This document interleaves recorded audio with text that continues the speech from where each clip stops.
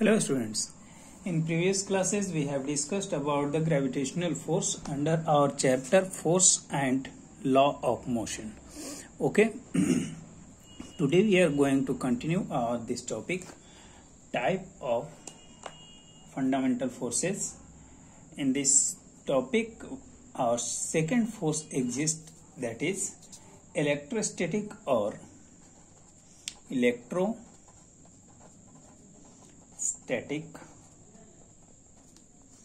or electromagnetic force.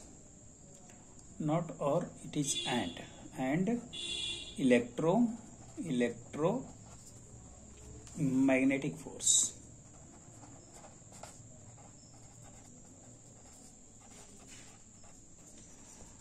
Okay, look here. This force exists between two charged particles. Charged particles, जैसे आप लोग chemistry में पढ़े होंगे कि an atom has three type of particles, that is proton, neutron and electron. Is that? तो देखो, अगर ये एटम है, atom, it has a nucleus here. इसके बीच में न्यूक्लियस होगा and in this nucleus proton and neutron is present. Proton and neutron, ध्यान से देखोगे तो समझ में आएगा आप लोगों को. This is proton and this is known as neutron. Proton has positive charge and neutron has negative charge. Neutron has no charge. Okay, neutron पर कोई चार्ज नहीं होता है, जबकि प्रोटॉन पर कौन सा चार्ज होता है? Positive charge. Whereas electron revolve around the nucleus. Electron क्या करता है? इसके किनारे किनारे मूव करता रहता है. ये क्या है? इलेक्ट्रॉन. और electron possess negative charge. Electron पर कौन सा चार्ज? नेगेटिव. न्यूट्रॉन क्या आता है? No charge. दैट इज, इस पर ये क्या होगा? न्यूट्रल. ओके, तो देखो, प्रोटॉन पॉजिटिवली चार्ज. प्रोटॉन क्या है? Positively charge. इलेक्ट्रॉन क्या है? Negatively charge. तो इन दोनों के बीच में जो फोर्स एग्जिस्ट करेगा that is known as electrostatic force. Okay, तो हम क्या लिख सकते हैं इसको कि electrostatic force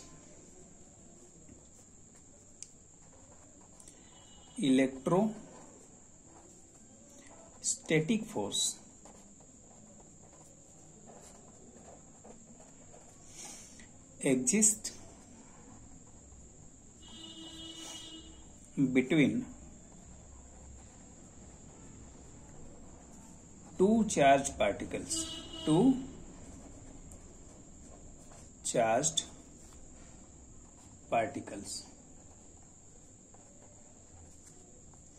okay, that is कौन सा? Electron and proton.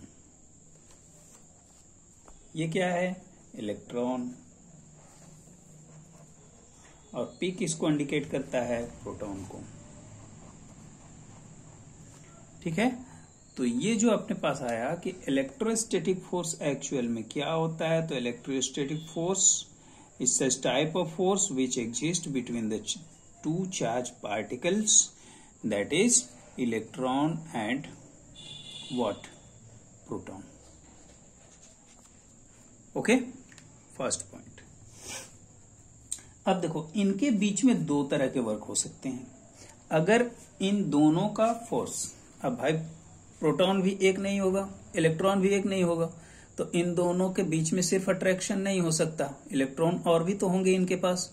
तो इन इलेक्ट्रॉन्स के बीच में भी, ये भी तो दोनों चार्ज पार्टिकल हैं, इलेक्ट्रॉन नेगेटिवली, और सेकेंड अगर कोई दूसरा भी इलेक्ट्रॉन है, इस पर भी नेगेटिव चार्ज. तो इन दोनों के बीच भी कोई ना कोई फोर्स एग्जिस्ट करेगा, that is known as repulsion. And plus और माइनस के बीच में कौन सा एग्जिस्ट करता है? अट्रैक्शन. तो ये दोनों बातें आप लोगों को जाननी होगी कि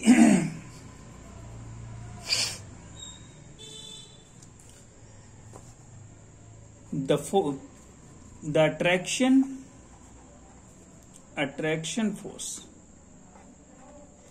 attraction और रिपल्सन फोर्स।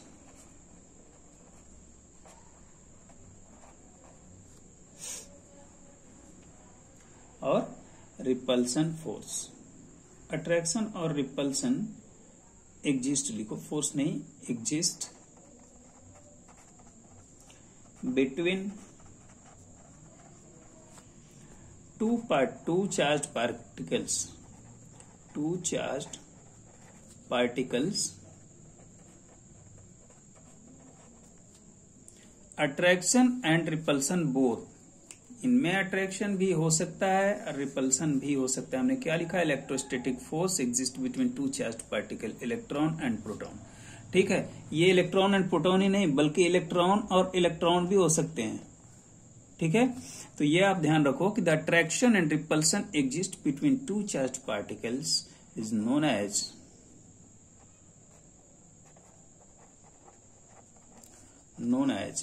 इलेक्ट्रोस्टैटिक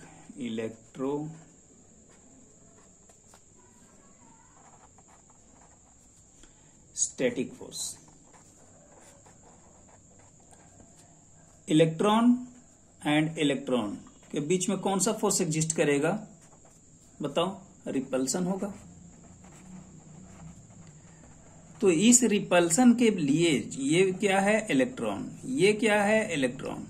अब इन दोनों के बीच में जो रिपल्सन फोर्स वर्क कर रहा है, जैसे ही ये भी नेगेटिव चार्ज, ये भी negative charge, when both comes in contact to each other they repel, दोनों एक दूसरे से दूर भागने की टेंडेंसी रखेंगे। तो इनके बीच में जो फोर्स वर्क कर रहा है, यहां पर जो फोर्स वर्क कर रहा है, that force is known as electrostatic force.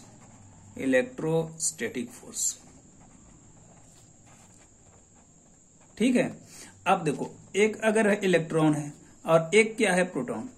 Proton पर पॉजिटिव चार्ज, इलेक्ट्रॉन पर नेगेटिव चार्ज। तो बताओ इनके बीच में कौन सा फोर्स एग्जिस्ट करेगा? अट्रैक्शन फोर्स एग्जिस्ट करेगा। तो इनके बीच में जो फोर्स लग रहा है, इस फोर्स को हम क्या कहेंगे? Electrostatic force. चाहे वो रिपल्सन हो या फिर अट्रैक्शन हो, किसके बीच में? दो चार्ज पार्टिकल के बीच में।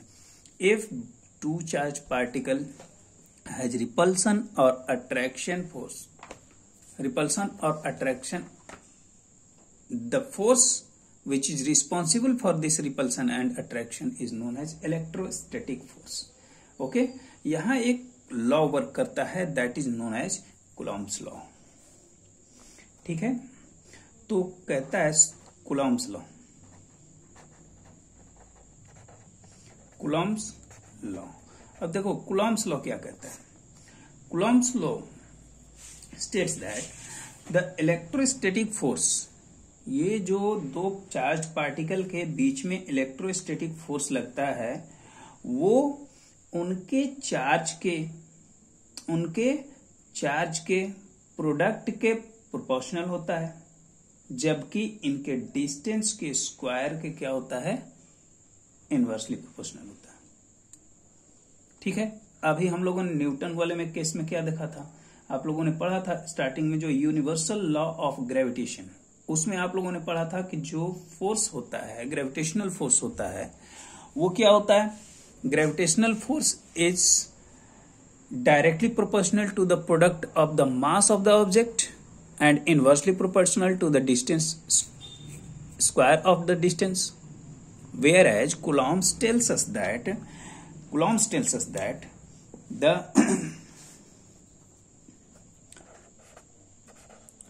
electrostatic force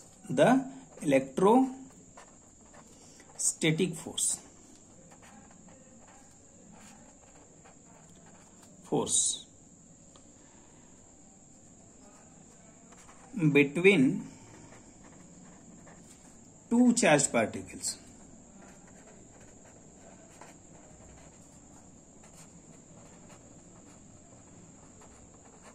मान लो हमारे पास कोई एक ये पार्टिकल है ए, ये कौन सा पार्टिकल है? ए। ये कौन सा पार्टिकल है? बी। इस पर क्या चार्ज है? Plus Q. इस पर भी क्या चार्ज है? Plus Q. ये प्लस को तो हटा ही दो, Q1 एंड Q2 ये रख लो। ठीक है, मान लो इस पर Q1 चार्ज है, इस पर Q2 चार्ज है। तो कहता है कि the electrostatic force between two charge particles, correct है ना, is directly proportional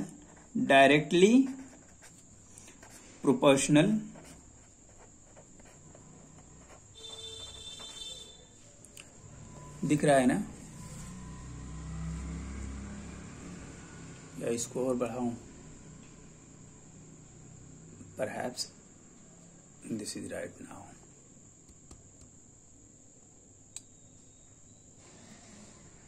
directly proportional to the product of, किसके, product of charge particles.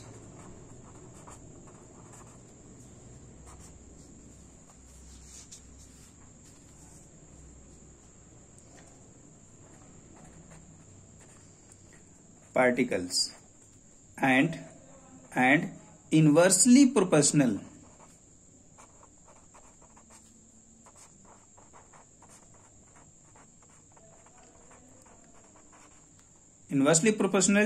to the square of the distance।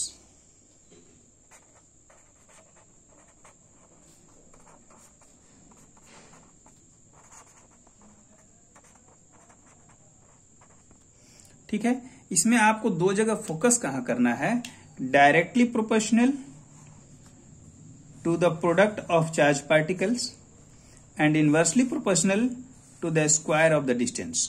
क्या, इलेक्ट्रोस्टैटिक फोर्स। मतलब क्या हुआ कि अगर हमारे पास ये जो एक Q1 और Q2 दो चार्जेज हैं, Q1 है और Q2 है, तो कहता है कि जो इलेक्ट्रोस्टैटिक फोर्स होगा, इलेक्ट्रोस्टैटिक फोर्स को हम किससे डिनोट करेंगे, Fe, ठीक है। और ये जो E लिखोगे इसके जस्ट पास में मत लिखो, आप नीचे लिखना Fe, क्योंकि जस्ट पास में लिख दोगे तो वो फेरस हो जाएगा according to chemistry. Fe, E का मतलब क्या हुआ, इलेक्ट्रो लिख लो, इलेक्ट्रो, ऐसे समझ में आ जाएगा।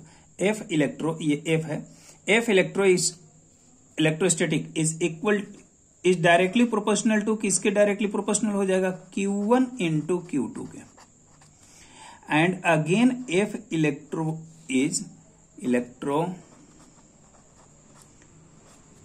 Is equal to, sorry not equal to, inversely proportional to 1/r²। ठीक है, और यहां से आपको एक और रिलेशन देखने को मिलेगा। यहां से एक रिलेशन आपके पास आता है कि F इलेक्ट्रोस्टैटिक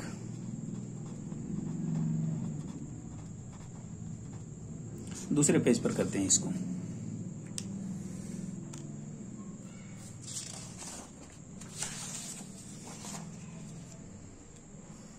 देखो,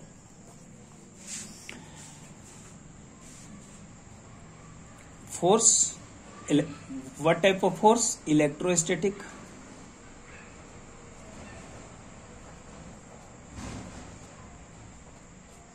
is equal to is in directly proportional to Q1 Q2 upon r²। ठीक है, Q1 Q2 upon r², where क्या है, Q1 and Q2 are the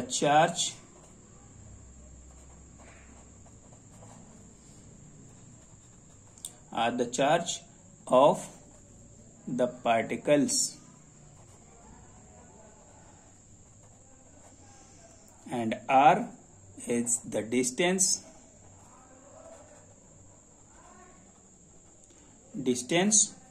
between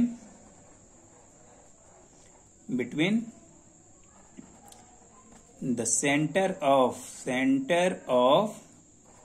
the particle। जैसे मान लो कि अगर कोई दो पार्टिकल्स हैं, दो पार्टिकल्स दैट इज ये है A, ये है B, इनके बीच में जो इनका जो सेंटर है, इस सेंटर से सेंटर तक का जो डिस्टेंस होगा वो R। Suppose for a little time and A has Q1 charge this it has Q2 charge. तो कहता है कि इसके बीच में जो इलेक्ट्रोस्टैटिक फोर्स वर्क करेगा that is directly proportional to the product of the charges means Q1 into Q2 and inversely proportional. Inversely proportional का मतलब क्या हुआ कि जैसे जैसे इनका डिस्टेंस बढ़ता जाएगा इलेक्ट्रोस्टैटिक फोर्स क्या होता जाएगा, कम होता जाएगा। अब समझो यार, बहुत इजी सी बात है। मान लो कि इनके बीच में ये जो दो पार्टिकल्स हैं इनके बीच में मैक्सिमम दो पार्टिकल्स को हटाओ। एक सिंपल सा एग्जांपल देते हैं। Suppose for a little time this is the magnet M1 और ये कौन सा मैग्नेट है M2। इन दोनों के बीच में अगर डिस्टेंस कम है और तो बताओ अगर ये नॉर्थ पोल है ये भी इसका नॉर्थ पोल है, इनके बीच में डिस्टेंस कम होगा, रिपल्सन ज्यादा होगा। सीधी सी बात है, डिस्टेंस कम रिपल्सन ज्यादा, डिस्टेंस ज्यादा रिपल्सन कम। अगर मान लो इनके बीच में अगर हमारे पास ये कोई रॉड ले लेते हैं, ये क्या कहते हैं, मैग्नेटिक रॉड, दैट इज ये नॉर्थ ये साउथ, ये नॉर्थ ये साउथ, इनके बीच में क्या होगा, अट्रैक्शन होगा। जितना इनका डिस्टेंस कम होगा अट्रैक्शन उतना ज्यादा होगा, जितना इनका डिस्टेंस ज्यादा होगा अट्रैक्शन का मतलब क्या है कि force of electrostatic force is inversely proportional to the distance. Distance बढ़ेगा तो इलेक्ट्रोस्टैटिक फोर्स क्या होगा, घटेगा। अगर डिस्टेंस घटेगा तो इलेक्ट्रोस्टैटिक फोर्स क्या होगा, बढ़ेगा। रिपल्सन और अट्रैक्शन को इलेक्ट्रोस्टैटिक फोर्स कहते हैं। क्लियर है ना। तो समझो अब यहां से क्या आता है कि अगर हम इस इनवर्सली प्रोपोर्शनल का सिंबल हम हटाते हैं तो यहां क्या आएगा, F इलेक्ट्रोस्टैटिक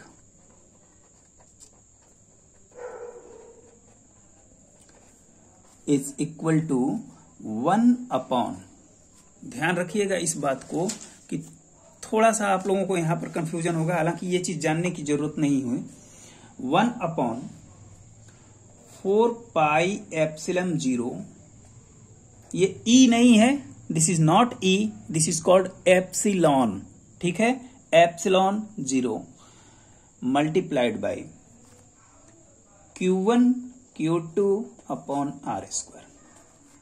वेरेज यहां आप लिख लोगे क्या, वेरेज या वेयर 1/4πε0 इज कांस्टेंट। ये क्या होता है, कांस्टेंट होता है। और कांस्टेंट होता है तो इसका मतलब ये नहीं है कि इसकी वैल्यू हर जगह कांस्टेंट होगी, एयर में अलग हो जाएगा, मीडियम पर डिपेंड करता है। ये मीडियम पर डिपेंड करता है, वो आपको 11th क्लास 12th क्लास मिलेगा, उससे ज्यादा स्ट्रेस नहीं लेना है। हाल फिलहाल आप लोग सिर्फ यहां तक ध्यान दो, जो चीजें आपके कोर्स से रिलेटेड है आपको ये चीज ध्यान रखना है, ये पॉइंट। ठीक है, ये अगर याद रखोगे ज्यादा बेटर है, नहीं भी याद रहेगा चलेगा। ये आपके क्लास से थोड़ा सा अप हो गया। क्लियर है ना। तो इतनी बातें आप लोगों को क्लियर हो गई कि इलेक्ट्रोस्टैटिक फोर्स क्या होता है, repulsion and attraction between the charge particle is known as electrostatic force. First point. Second point, electrostatic force is directly proportional to the product of charges of the particles. Particles के charge के directly proportional होता है कौन सा, electrostatic force. According to what?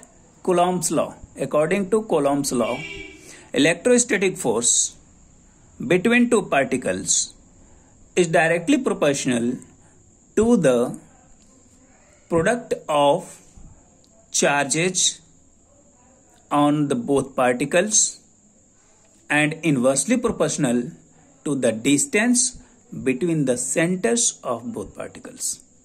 Is that clear now? आप ये याद रखोगे तो आसानी से उसको डिराइव कर सकते हो, बता सकते हो, लिख सकते हो।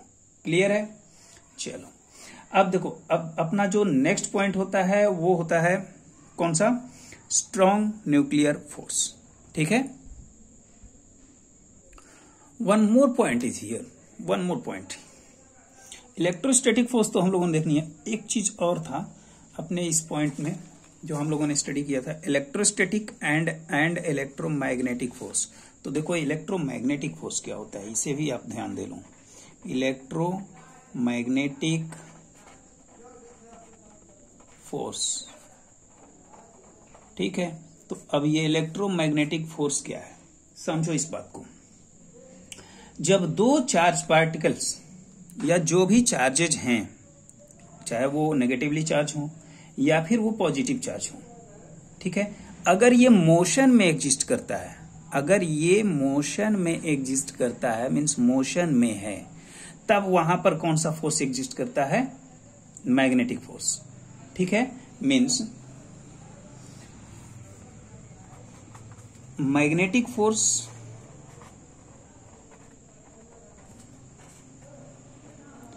exist between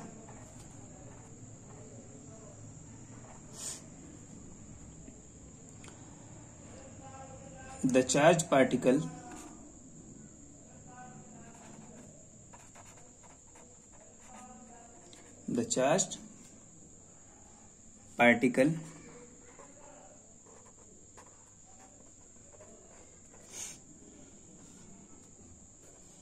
when which charges are in motion,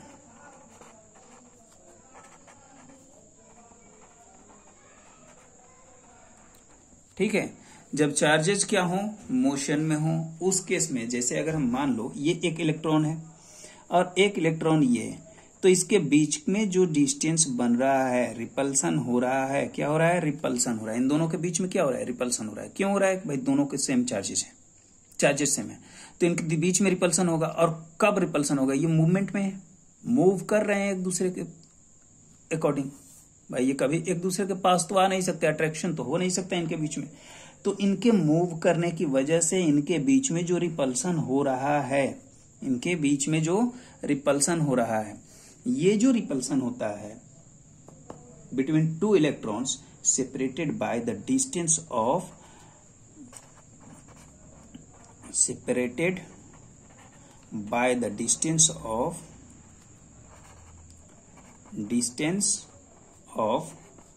4.1 into 10 to the power 42 times of gravitational force times of gravitational force।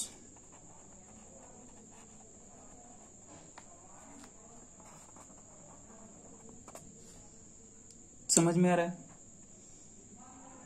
और ये जो फोर्स होता है, इलेक्ट्रोमैग्नेटिक फोर्स जो होता है, ये भी किस टाइप का फोर्स है, लॉन्ग रेंज फोर्स है। याद रखिएगा, long range force. Long range force का मतलब क्या हुआ कि ये शॉर्ट डिस्टेंस में वर्क नहीं करेगा या नेग्लिजिबल होगा, can not be observed.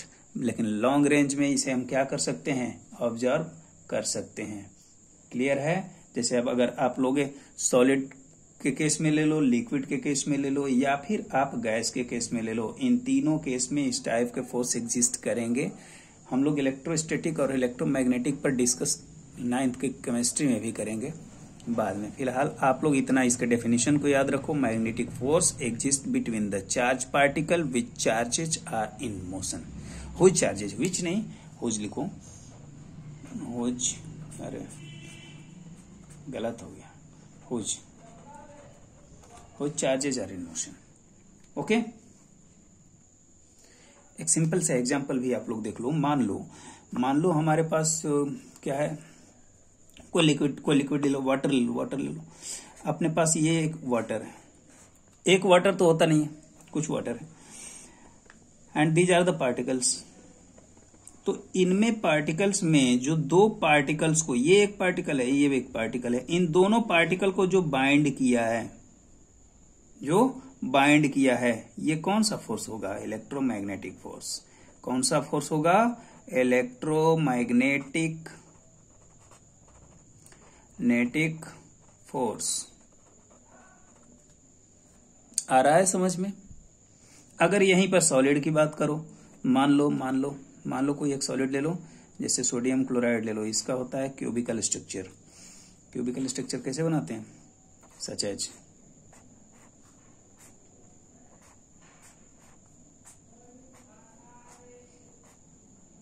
Is that? कुछ इस तरह से बनाते हैं। यहां पर जो पार्टिकल्स हैं देखो अलग अलग कलर से लेते हैं, तब समझ में आएगा। दीज आर, ये कौन सा कलर है? ग्रीन। तो जी जो ग्रीन है वो क्या है? क्लोरीन। ये है क्लोरीन, क्लोरीन, ठीक है। तो ये किस पर है? कॉर्नर पर। कहाँ है? कॉर्नर पर।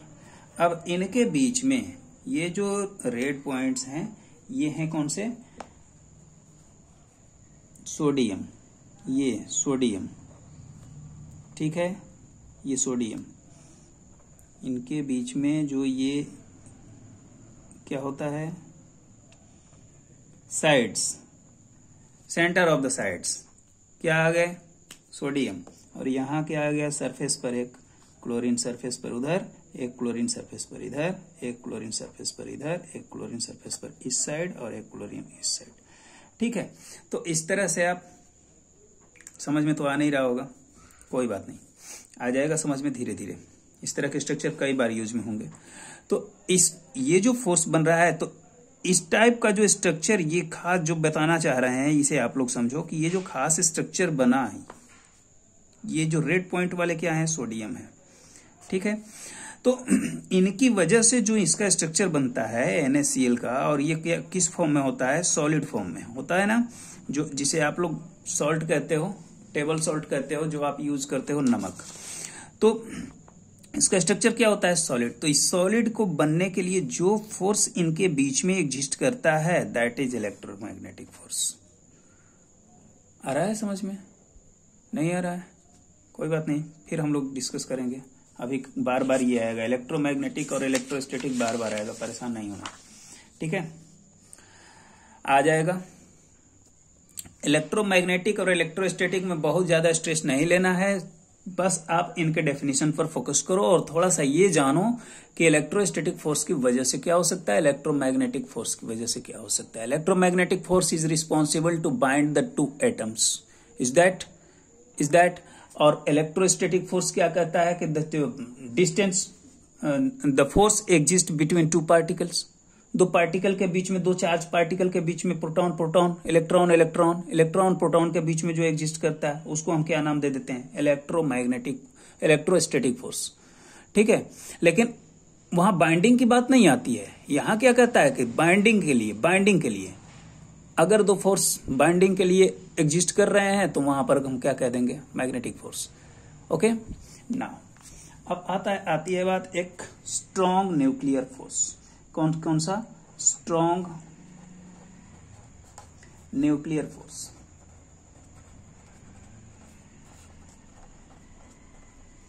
ठीक है, तो इसमें हम क्या देखेंगे कि पहले न्यूक्लियर फोर्स क्या होता है। देखो न्यूक्लियर फोर्स क्या होता है, पहले आप इसको समझ लो कि न्यूक्लियर फोर्स क्या होता है।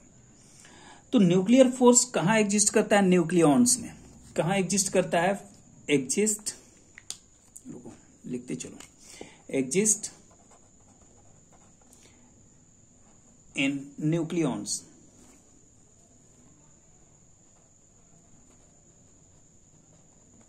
न्यूक्लियॉन्स, और न्यूक्लियॉन्स क्या होता है? न्यूक्लियॉन्स आप लोग पढ़े हो, प्रोटॉन एंड न्यूट्रॉन, ठीक है।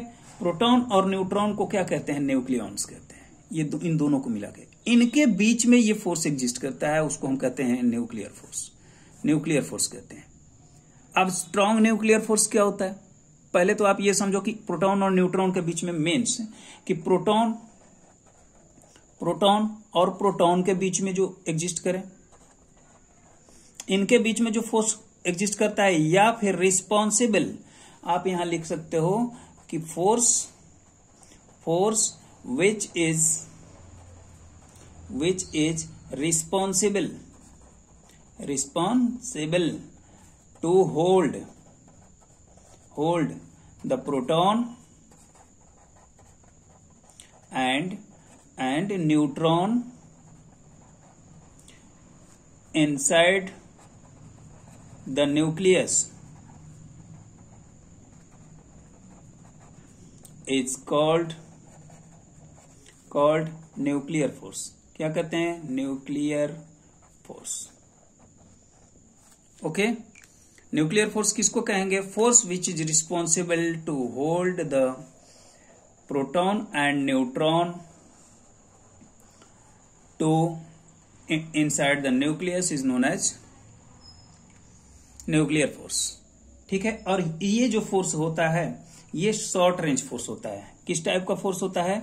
Short range force. यहां देखो ये गलत हो गया है, प्रोटॉन एंड यहां से ये है, ठीक है, ये अलग हो गया, ये नहीं, दिस वन बाउंड्री, ये बाउंड्री आप लोग एग्जिस्ट करोगे। ठीक है,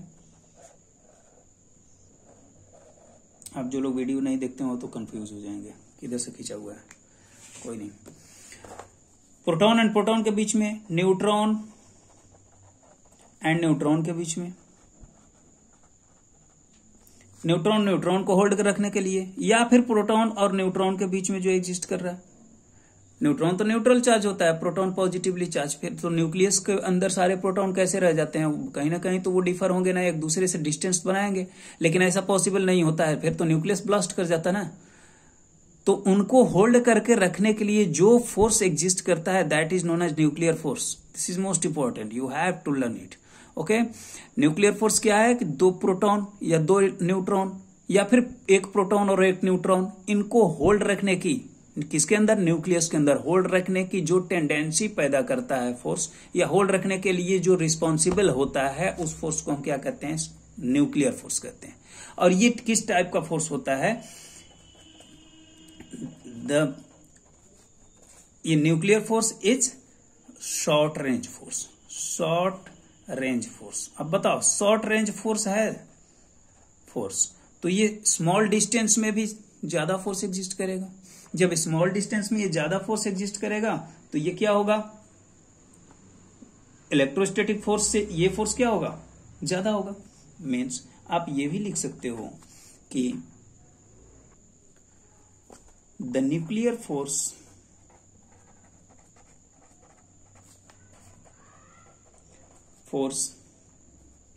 is greater than that of क्या? इलेक्ट्रोस्टैटिक फोर्स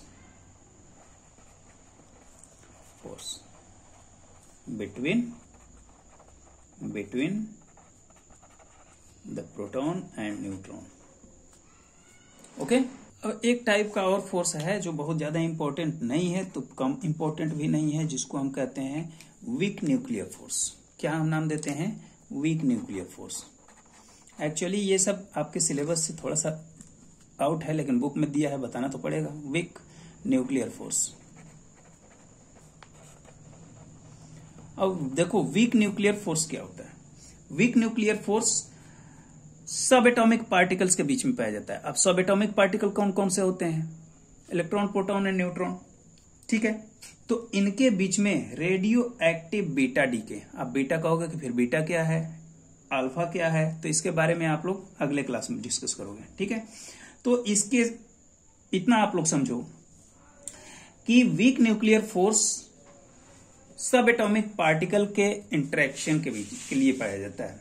मीन्स आप क्या लिखोगे कि दिस फोर्स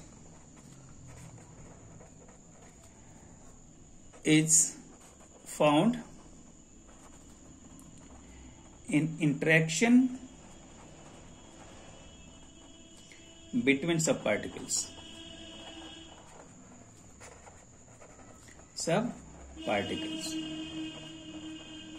ठीक है, अब जो ये हमने एक बार अभी बोला था कि रेडियो एक्टिव बीटा के डीके होने के लिए, मतलब खत्म होने के लिए जो रिस्पॉन्सिबल होता है, तो उस केस में होता क्या है कि न्यूट्रॉन ट्रांसफर हो जाता है, कि इसमें प्रोटॉन में ट्रांसफर हो जाता है, इलेक्ट्रॉन में ट्रांसफर हो जाएगा, या फिर एंटी न्यूट्रिनो में।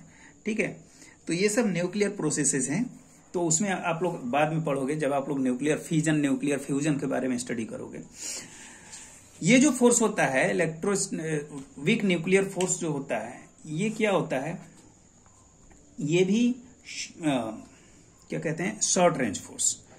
शॉर्ट रेंज फोर्स किस टाइप का फोर्स है? Short range force.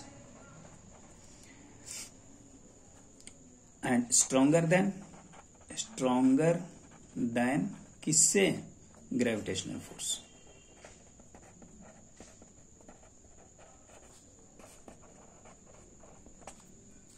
क्लियर है?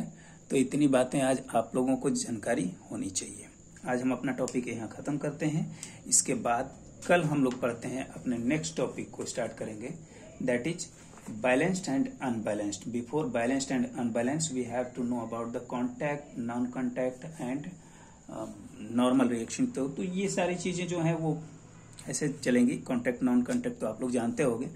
वी विल डिस्कस टुमारो और in next video balanced and unbalanced force. Thank you for today.